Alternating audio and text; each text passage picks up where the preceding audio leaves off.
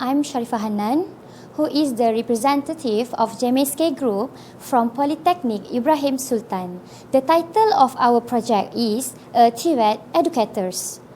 In order to develop a country, human resources, specifically educators, must be developed. The quality of TVET educators remain relatively low as the educators lack of practical experiences. This is actually due to less exposure in working environment in industries. Moreover, most of them are coming from engineering background, which means they are not familiar with the teaching field. Qualified and motivated educators and instructors are the key for effective learning. Efforts to strengthen TVET educators in education must therefore adopt both in terms of pre- and in-service training. The teaching profession itself needs to be reinforced as a viable and attractive career choices in developing countries. The availability of the well-trained educators is important precondition to increase the number of qualified workers. Skill, knowledge, and occupational of TVET educator. To ensure the effectiveness of TVET institutions to produce highly qualified and skilled workers to industry, the theory and practical skills, knowledge, and occupational of TVET educators must be enhanced in order to achieve the vision of TVET educations. For the information, most of the TVET educators enter the classroom without having industrial background. Thus, they lack of experiences in the real industrial working life. In some cases, they are educators who have working experiences in industry, but they quit their jobs and become the educators in TVET institutions. Why are these scenarios occurring? I will give you the reasons.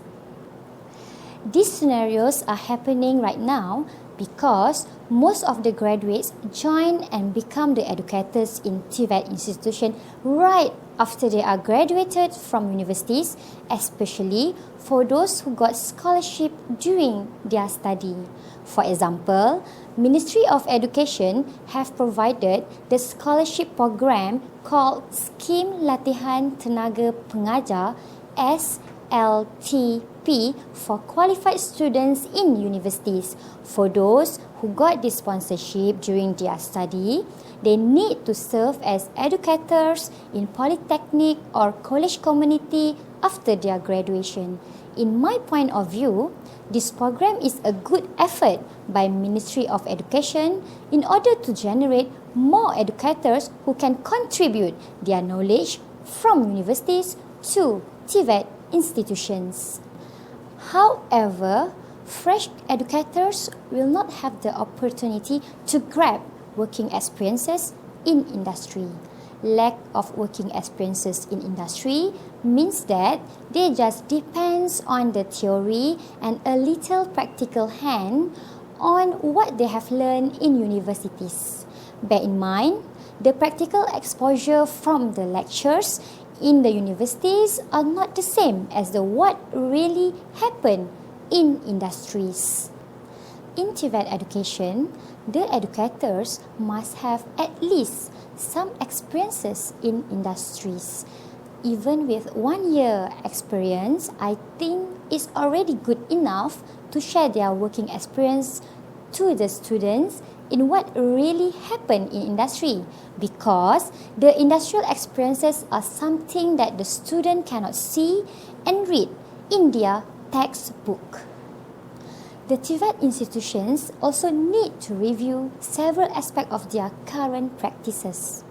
There are some aspects that need to be reviewed, such as outdated curriculum syllabus, poor facilities and infrastructures, weak industrial linkage and work-based training, limited remuneration, and also weak in career development.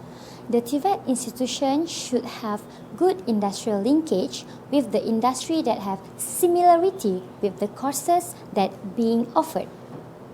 Good industrial linkage with the industry will also give the advantage to the TVET institution and also the industries.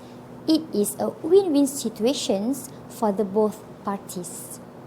The industries can help TVET institution by giving technical advices and supports to help the educators to enhance their teaching skills. This can be done via practical skills and positive professional attitudes in the industry to develop educators' understanding of working environment in industry. Lastly, I want to emphasize on a good remuneration. The TVET institutions must offer to their staffs a good remuneration based on their qualifications, industrial experiences, skills, knowledge, and also performances. Good rewards to the educators can improve their motivations to work harder in the future. TVET Pedagogy. First of all, when we talk about TVET pedagogy, we can relate it with vocational pedagogy. What is vocational pedagogy? From UNESCO Univoc eForum, they said vocational pedagogy is the sum total of the many decisions which are vocational educators take as they teach, adjusting their approaches to meet the needs of learners, and the last one is to match the context in which they find themselves. One of the important questions that we can ask ourselves is, what are the desired learning outcomes for TVET? Let me explain of those outcomes. The first one is routine expertise. Basically, routine expertise is the one who expert in their field, that the knowledge and the skill they have is gained from the experience from daily work. Routine expertise is at the core of the working competence. The routine is included discipline, profession, or game, and in fact, the educators may know the routine so well that they might even be considered as the world class in their expertise. They simply become more efficient at doing what they have always been doing, and perhaps of adding a few tricks along the way. Secondly, is resourcefulness. Beyond the familiar and routines, expert educators are able to bring to mind knowledge that is applicable to the new and unfamiliar context. The educators need to be clever and smart to overcome all the problems that occur during the lesson. The last one is the wider skills. The sort of wider skills are described variously as broader skills, competencies, dispositions, capabilities, and the last but not least is habits of mind. Employers nowadays regularly identify the employees with wider skills such as problem solving, team working, resilience, and entrepreneurialism, and etc. Wider skills are additional to high-level basic skills. All the outcomes that explained by me just a moment ago are the facts that what the educators must possess for better TVET education. Next question we need to ask is, which learning and teaching methods work best in TVET?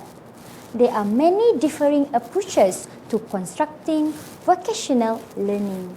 We have chosen to highlight several methods in our institution which may possibly work well in a range of vocational contexts. The methods are active learning process. For example, the student is given a project using the interactive methods such as presentation, group discussion, share information, and the last one is experiment. The next method is activities are linked to research. For example, the educators give the students some references or project from the past for getting the idea to run the current project. Number 3 is interesting and challenge activities. Experimentations, simulations, role plays, and using interactive software are the examples of interesting and challenge activities. As a conclusion, it must be noted that the development of standards for TVET educators is a difficult process. It is because there are only a few comparable standards available that could possibly serve as benchmarking. In this regard, every stage is challenged when attempting to develop specific standards for vocational educators. If in the future an extension is possible and feasible, these standards could provide a good starting position for encompassing in career opportunities. Therefore, we will be able to conceptualize education in general and TVET education in particular in many ways to avoid low quality education.